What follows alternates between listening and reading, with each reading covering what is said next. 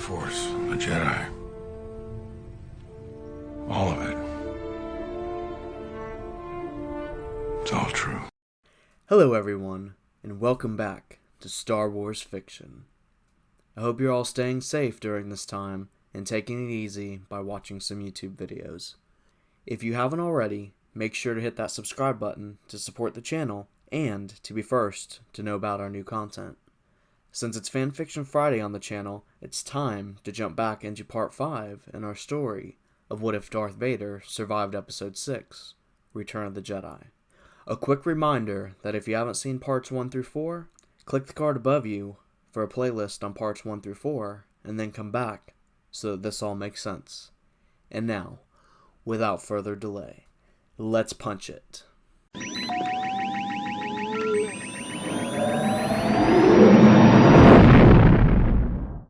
Our story continues on board the IST Dauntless, which has been taken over by none other than Darth Vader. At least that's what he let everyone think for the time being, as playing his role as a Sith Lord would still prove useful. The most important reason was to ensure that Leia and her smuggler were rescued. After that, he would do everything in his power to weaken the Empire and aid the rebellion in restoring the Republic. And then he and Luke could work to re-establish the Jedi Order. At some point, he would have to step out of the action for his reconstructive surgery on Kamino, where he hopes he could forever discard the mask of Vader and once again take on the mantle and appearance of Anakin Skywalker. As Anakin enters the locked quarters of the former Moth Wraith, he finds Inferno Squadron Commander Iden Versio. She quickly turns after hearing the doors open and hearing the heavy steps and menacing breathing of Darth Vader. "He should have just killed me," she says with a form of confidence in her voice. But deep down, Anakin could sense her fear. "I am not here to torture you, Commander," is all Anakin says before disabling the ray shields keeping her at bay. Iden clearly thinks about attempting to attack Vader and escape, but she knows her efforts would be in vain. And, for whatever reason, the Dark Lord seemed to be in a generous mood today. "Then what is it you really want?" she asked, beginning to pace back and forth. Luke Skywalker had just asked her this very question hours earlier. She could play mind games too.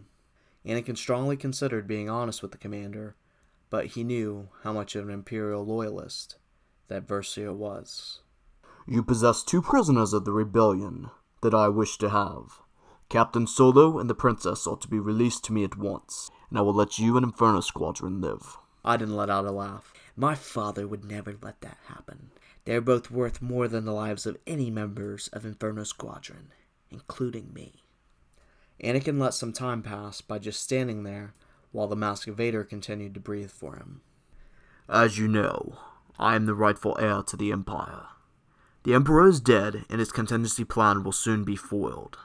Who do you think the remaining leaders will rally behind, Commander? A dead Emperor? Or his second command enforcer?" Ida knew that she had to dig deeper into Vader. His strange behavior had to have an explanation. "You were there with us during our hardest mission, and were prepared to give your life in the name of the Emperor. It doesn't take a fool to know you killed him on the Death Star with that Jedi you sent after me." She let out a deep sigh. "Tell me, Lord Vader, what has really changed since then?" Her jab hit deeper than he realized. "More than you know," is all Anakin can say. He knew what she was trying to do, and he wouldn't let his mercy be taken for weakness. But now it was time for Iden to pierce the veil. "He is your son, isn't he?" she asks. Then she comes to her conclusion. "Which would make you Anakin Skywalker." All the former Sith Lord and now Jedi could do was stand there in shock. Even though his vocalizer was fully functional, he could not speak. The Force was not letting him get off easy.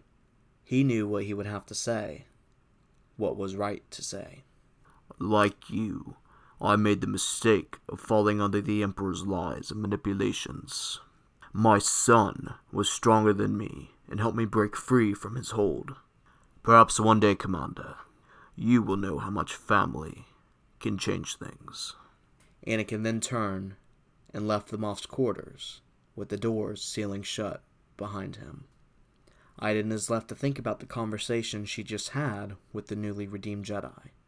She knew the stories of Anakin Skywalker, the greatest hero of the Republic, but what she wondered now is who all knew he turned into Vader, and she also wondered why a Jedi would become what he had became.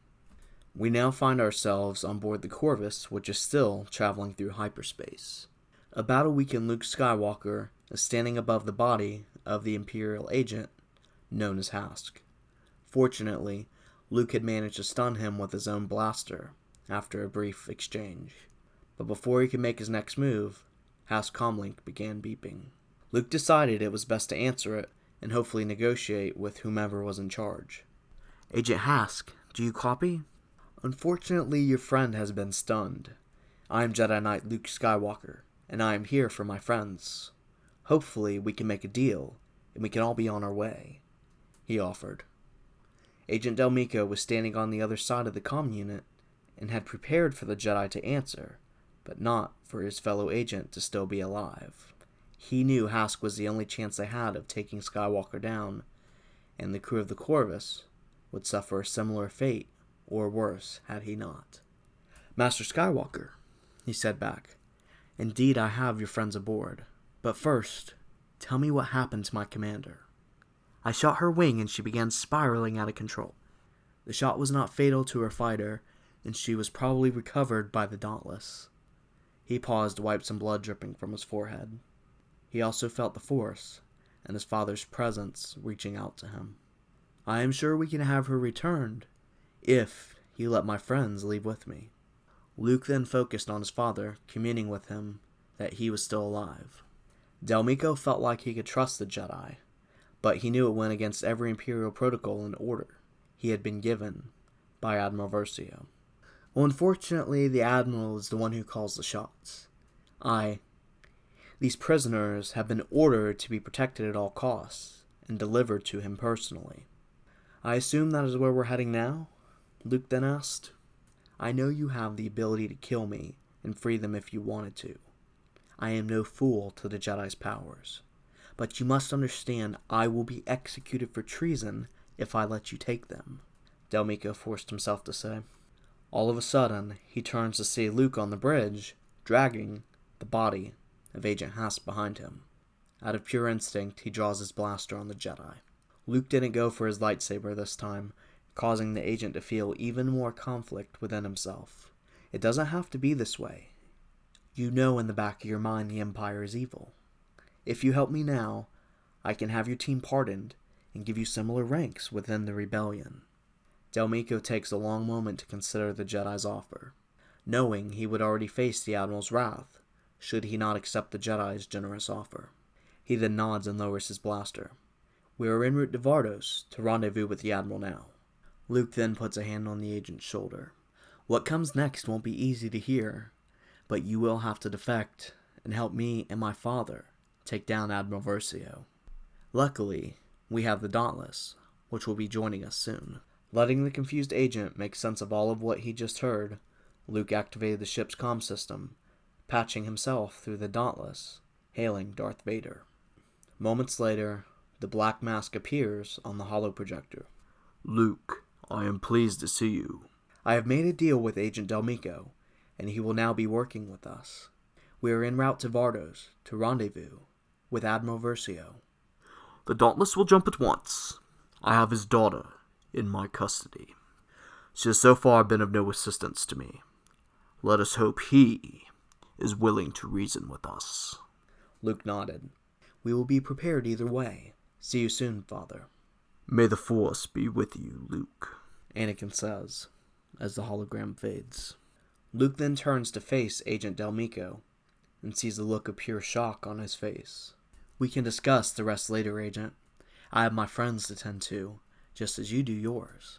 Just remember, he tried to kill me, he says, motioning to the stunned body of Agent Hask.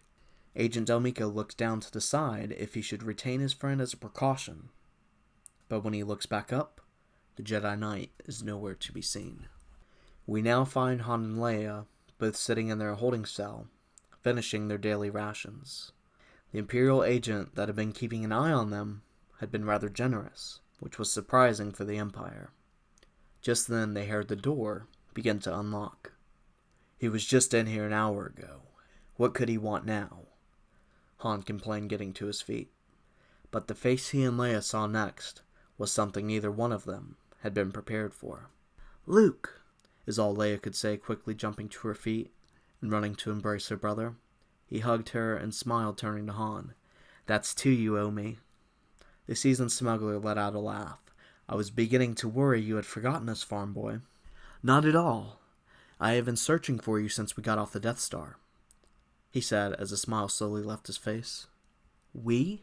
Leia asked, sensing more to what Luke was telling her. Luke knew he had a lot of catching up to do with Han and his sister, but now was not the time, especially since they would have to discuss their father.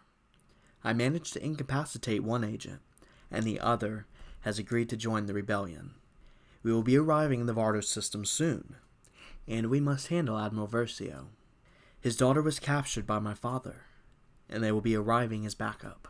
Han gave Leia a questioning look, but she dismissed it. She instead looked at Luke, who appeared to want to fall over at any second. "Let's get you some medical attention. I know you had something to do with that crash before the ship had jumped to hyperspace," she said, letting off a quick smile. We now once again find ourselves on the desert planet of Jakku, in the quarters of Gallius Rex. He is sitting on his makeshift throne, and in front of him is a blue hologram of Grand Admiral Sloane. "My fleet has positioned itself on the far side of Vardos, as you have ordered." "Very good, Admiral. I have not received word from Wraith, which means Vader has taken the Dauntless and plans to move against your fellow Admiral." He then paused, letting out a cough. "Order Versio to commence Operation Sunder once he is in position. Leave half of your fleet in position, and send the rest to help your friend destroy Lord Vader, once and for all." All Sloane could do was nod in agreement. Picking up on her brief hesitation, he continues. "If he fails, then it will be up to you, and you alone, Grand Admiral. Am I clear?" Sloane bows in front of her Supreme Leader. "Your orders are understood, and will be executed flawlessly," she says, as her hologram fades. That's a wrap for part 5, guys. I really hope you are enjoying the story so far.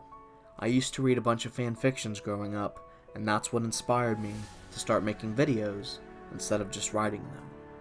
Please make sure to leave a like and hit that red subscribe button with the bell notification icon to make sure you know when a new video comes out, as well as to support our channel. I know I have said we and us quite a few times, and I say it because I'm including you guys because it's our channel. And on my end, as far as making content, it's just a one-man show, and I really enjoy what I do. And I apologize about my voice if it's starting to get a little scratchy.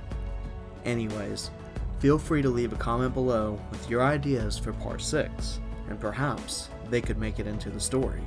Until next time, thank you for watching, and remember to stay in and stay safe.